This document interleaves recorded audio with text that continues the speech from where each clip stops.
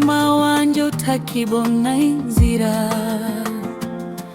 Mwami umurika imbere yanje, uyangaza indambwe zanje zose. Urandamura unkomereza, mu bubasha bwawe niho mba. Uri ibyiringiro byanje, uri indirimbo yanje, Yesu wankunze kuva kera.